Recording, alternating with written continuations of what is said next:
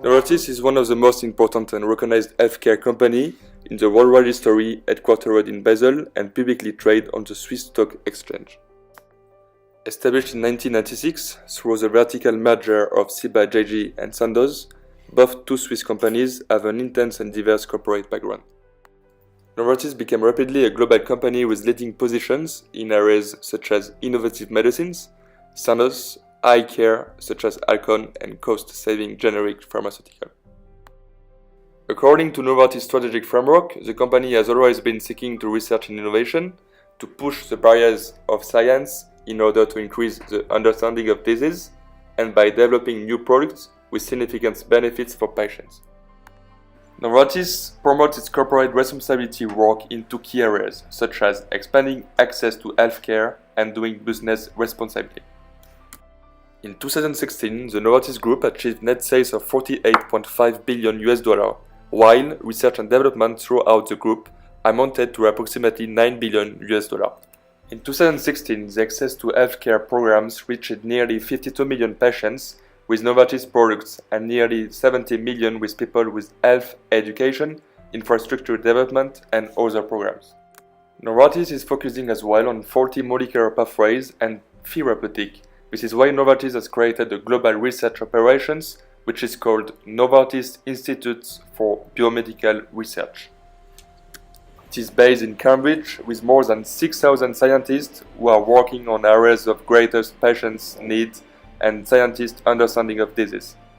So I'm going to introduce you the case study which happened in South Korea.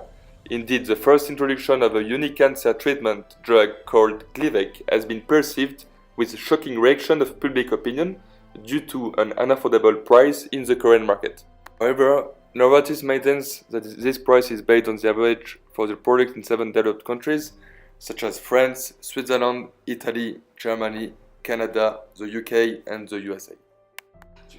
So we will focus now on the negotiation between Novartis, NGOs, and Korean government, and we will investigate what was the reaction between these parties and the outcome of this case study. However, before blaming Novartis for unacceptable prices in Korea, we have decided to check whether it was true that the local population of Korea could not afford Gleevec. In order to make a quantifiable analysis, we have used simple statistics such as population breakdown by income brackets, gross income by income brackets, yearly per capita spending on healthcare, share of deficit of households by income brackets. First important information that should be taken into account is that the majority of Korean population, or almost 72%, consist of middle-income class people, and gross income of an average Korean middle-class individual was 1,940,000 Korean won per month, which was around 1,500 USD. Then it's crucial to mention that the yearly per capita spending on health and medical care was equivalent to 724.1 USD, which is prorated to 60.33 USD per month, out of which 24.3% was only pharmaceutical spending. It represents equivalent of nearly 15 USD per month. Therefore, we can see that an average Korean middle-class person was actually spending quite acceptable part of a salary on a healthcare. But even though average mid-class spending on healthcare was quite moderate, there was still a deficit of 23.9% of all the households. And by looking on the gathered data, we can indeed state that the Gleevec price was unaffordable for most of the Korean population, and that Novartis didn't take into account huge gap between countries of A7 and Korea. Now let's have a closer look and compare what company states in their annual reports with what they're actually doing. So the income statement of the company shows us a massive increase of more than 2 billion in pharmaceutical sales, and Gleevec was a part of it. However, considering the fact that after the Ministry of Health and Welfare announced the price of 17,000 Korean won, Novartis discontinued the expanded access program, through which the company provided free Gleevec to patients. By drastically increasing the sales, Novartis executive management indeed acted in the best interest of the company. Nevertheless, when they have decided to stop health access program, they have undoubtedly turned aside from their goals and CSR policies, such as expanding access to healthcare, doing business properly, UN Sustainable Development Goal number 3 and number 10, and by ignoring the interests of stakeholders, they were not focused on the best success of the company, which generally puts their overall sustainability under big question. So how Gleevec entered the market for the first time in South Korea? So it has been introduced for the first time on the market in May 2001, and it has been seen by the public opinion and individual patients as overpriced drug. Why? Because according to the income per inhabitant and knowing that they have to pay monthly $2,400 per adult to have access to the treatment. So in addition to that, according to a survey from the EOCD, price for most of the drugs in the country are the lowest in the developed world. Although Novartis intends to come up with a uniform worldwide price aligned with the G7 countries. Definitely they are ignoring the economic difference between those countries and the South Korea case.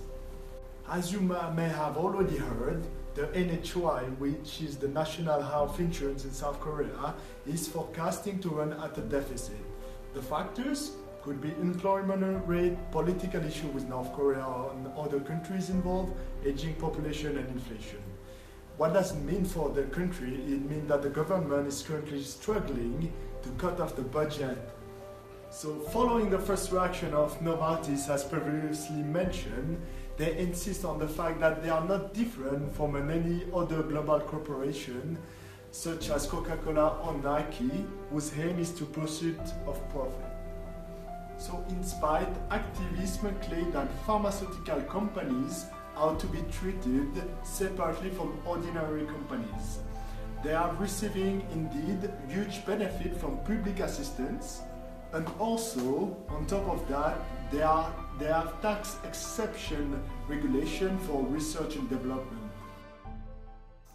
Moreover, Novartis allowed only the Glivec under the smallest form, which is the 100 milligrams, in comparison with other market, was the 400 milligram is available.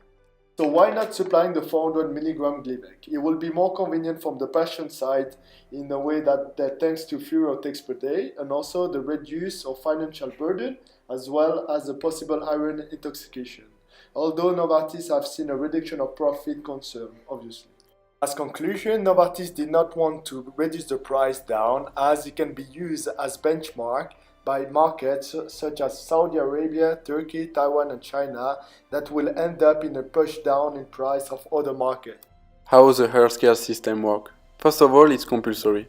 It's managed by the Ministry of Health and Welfare. How is source of funding? As an employer, the contribution for the healthcare insurance is proportionally based on wages, which 50% must be paid by an employer and the other 50% are deducted from the employee's salaries. Now I would like to summarize the timeline of the negotiation, including the parties involved.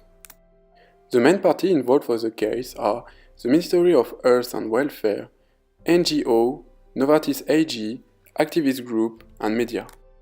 In May 2001, Novartis set the price of Glivec at $2,400 per month, aligning to the uniform worldwide price for the Korean National Health Insurance. The 19 November 2001, the Ministry of Health announced the price of Glivec 100 mg at 17.9 Korean won. November 27 to December 10, in 2001, Novartis discontinued to expand access program, under which it provides free Glivec to patients. In July 2002, Novartis' attitude toward its patients changed.